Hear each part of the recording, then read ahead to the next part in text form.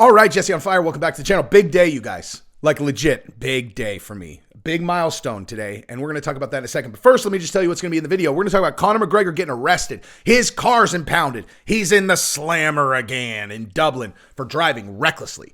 And we're going to talk about what that means, because I haven't heard anybody say it yet, but there's certainly something notable about that we'll talk about in a second. And guess what? It's not I'm not going to say it's a publicity stunt. But here's the big notable, and then Khamzat Chimaev invited Conor to join his team.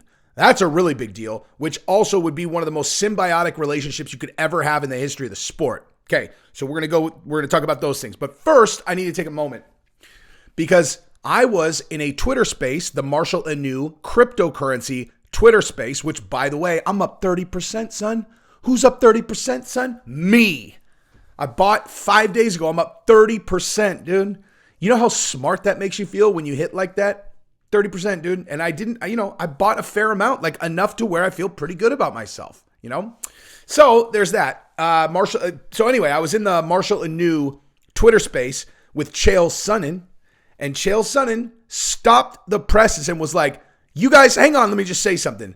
Jesse on Fire, Jesse is fire. If you're not watching his show, you're missing out. The guy knows what he's talking about, and then from there, I blacked out. Like, I'm not joking. I actually, he talked more, and I blacked out. I was like, what's happening? Because you have a few things in your career that are big milestones, okay? The first one is, how did this channel even start? I can't even believe I forgot to say this. Okay, so the channel started because Chael put me on fan questions twice. And then I found myself just vomiting out fan questions and sending them in all the time. And I was like, why don't I just put these on wax, son? Why don't I start turn this into a channel? And that's how this channel started. And when I said thank you to Chael and told him it was the most flattering moment of the year, I didn't even fucking tell him that the entire reason I have a channel is because he put me on fan questions. I'm embarrassed. I'm going to have to tell him next time that we chat on there. But anyway, so, there are big milestones.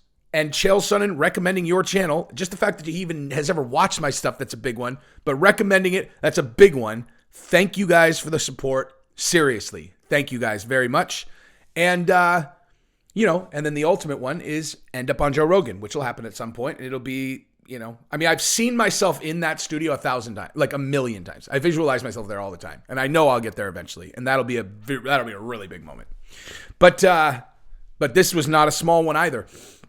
And check this out. I thought to myself, I was like, I wonder what he's like. I wonder why now, I wonder why now. And here's my theory. I bet you he's been watching me over the last couple days, and he's been because no one understands this game better than Chael. No one understands the PR game better than Chael. No one understands how you juke the YouTube algorithm better than Chael. And I bet he watched what I've been doing the last 2 days, any of the videos that I'm talking about Masvidal and Colby, and he's like, oh, look at him stringing these guys along like the donkeys that they are. And that's exactly what I've been doing. If you really think that I care what you guys think in the comments, no, I do. Keep telling me, dude. Keep telling me. And talk in as colorful language as possible. Tell me I'm an idiot. Tell me I'm an egomaniac. Say all the negative things. Because that's what makes YouTube recommend my stuff.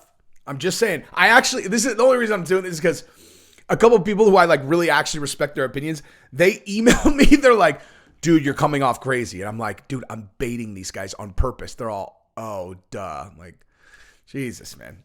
Obviously. I meant everything I said in the last video in terms of my passion for the sport and maybe all the other things. But the reason I'm talking about it is because I'm getting such emotional responses from people. Duh. So keep them coming. Anyway, but so when it comes to Conor McGregor and getting arrested in Dublin, here's the first thing I want to say. Do you have any idea how reckless you have to be driving your car if you're Conor McGregor to end up in handcuffs? In all seriousness, do you have any he's Conor McGregor. He's an absolute superstar, dude. For him to end up in cuffs, he must have been driving so crazy that it's beyond even imagination. The guy must have been doing donuts in the middle of an intersection. It's Conor McGregor in Dublin, dude. A cop impounding his car and putting him in this, he must have been doing something so fucked up. I would not be surprised, actually, if it was not reckless driving, to be honest with you. Now that I'm thinking, listen, if you want to get conspiratorial, he got arrested in Dublin, dude. He got arrested in Dublin for reckless driving. They impounded the car.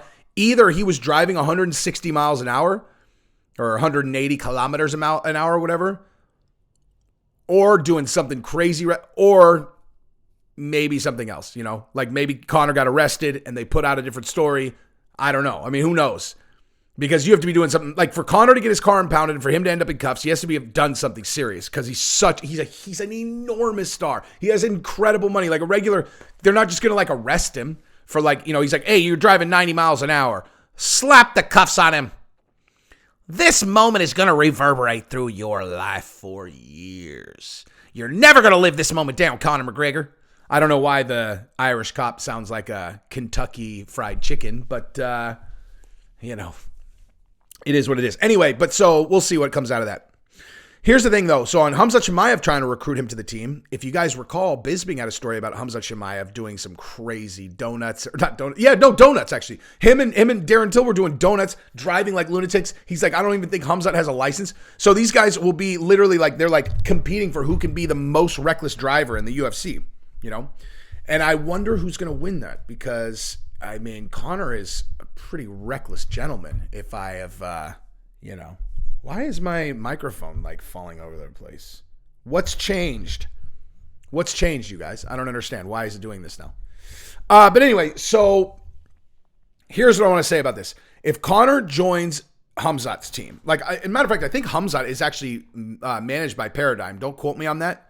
But the amount of limelight that Conor can put on Khamzat, if he is on his team and like Conor corners Khamzat, can you imagine the amount of attention those guys will get if Conor corners Khamzat? Or can you imagine how much better Conor would be if he could implement even a little bit of like Khamzat level wrestling?